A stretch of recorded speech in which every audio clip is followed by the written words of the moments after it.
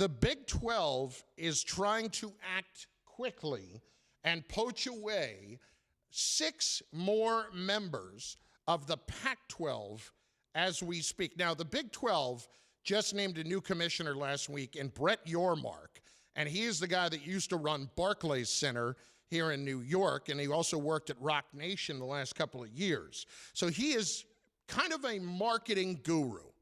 And right now they are trying to pull in Arizona, Arizona State, Colorado, Utah, and then Washington and Oregon.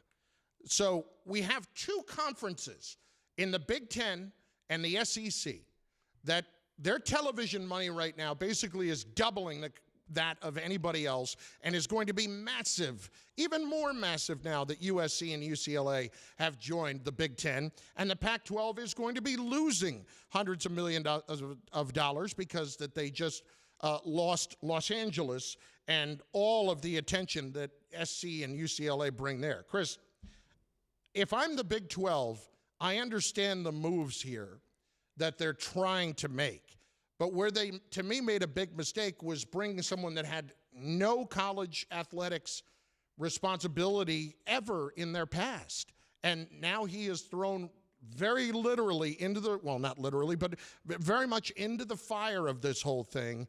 And the Big 12, I don't want to say was on life support before, but they are fighting for their lives. But Pac-12, I think, is pretty much shot at this point. Well, and that's what I was going to say, Carlin. The Pac-12 is dead because they lost the most valuable property they had, which was the L.A. market, USC and UCLA going to the Big Ten. And so now it becomes an arms race between the ACC and the Big 12 for survival.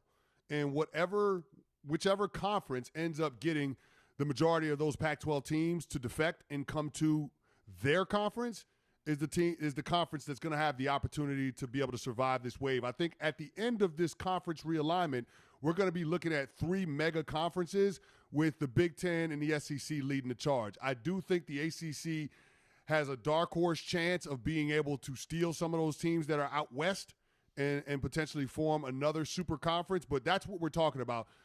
The fighting for survival between the Big 12 and the ACC, that's what it'll come down to. And whoever those Pac-12 teams, those remaining Pac-12 teams decide to align themselves with, is who's going to have a leg up in that competition to see who can survive. I've talked to a couple of people who are very familiar about what's going on specifically out west with places like Oregon and Washington and everything involved there.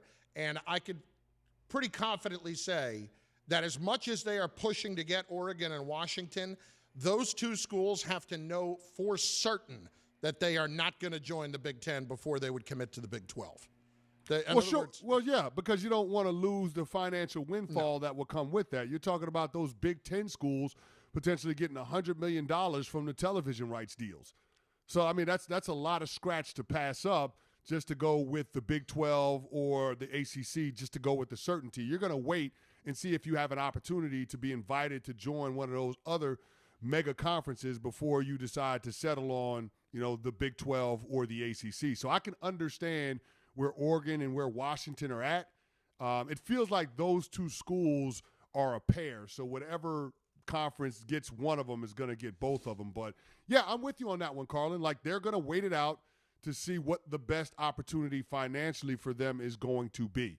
I have a feeling that it's going to be the Big 12, but I got my fingers crossed that the ACC can somehow, some way find an opportunity to have them join those their member schools. And the most important one of all is something I don't think is going to happen probably for another year or so, and that's Notre Dame. Because remember, as much as you have new bidders on Notre Dame football after their contract is up, or as that comes up in the next couple of years, I think it runs through 2025 with NBC, somebody like Amazon or somebody like that may pay Notre Dame $50 million for 7 football games. That might happen. But is Notre Dame going to want to keep their independence if they could make $100 million by joining the Big Ten overall, as opposed to the $50 that they would just get for that? So let me ask you this question, Carlin. Would Notre Dame be joining the Big Ten just in football only? Or no, would I they think be in joining everything. the Big Ten in all? Well, if they're joining the Big Ten in all sports, then they've got to pay the exit fee and the ACC grant rights fee to the ACC because they're ACC in every other sport. But it's not going to be the ACC $100 million grant rights fee. No, it won't. It won't. Because they don't have football. It won't be $100 million. But even if that number is say $30 million, you're talking about then having to look at the $30 million that you'd have to pay in exit fees and grant rights fees to the ACC. And then also the potential for, them to make whatever, $50 million in an independent deal for their football content. I'm just saying you start to look at the numbers and you get closer to the potential $100 million that you could be making with the Big Ten. Now, this could be more of a long-term play, and they decide the viability of the program and the profile of the program is better served joining the Big Ten because a lot of their natural rivals are already in the conference. Yep. But I mean, especially if they had Stanford too. That's another one. This is a complex discussion when it comes to what is in Notre Dame's best interest, not just with the football program, but their athletic department as a whole. Nobody knows what the exit fee is for Notre Dame because their deal with the ACC is different. I heard this morning it's probably even less than 30. It's probably even less than that. And then here's the last thing that's fascinating about this. USC and UCLA, having left now, is so anxiously hoping that the Pac-12 falls apart because then they don't have to pay their $50 million exit fees.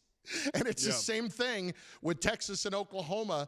Their numbers were somewhere around $80 million to leave the Big 12. Well, and they don't care. They don't care about that. Texas and Oklahoma, I can. No, they've got that money, but they would prefer not to pay it. Print money. They print money every year. They do. Yeah. But certainly $80 million, they would not.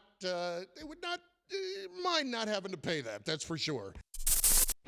Thank you for watching ESPN on YouTube. For live streaming sports and premium content, subscribe to ESPN+.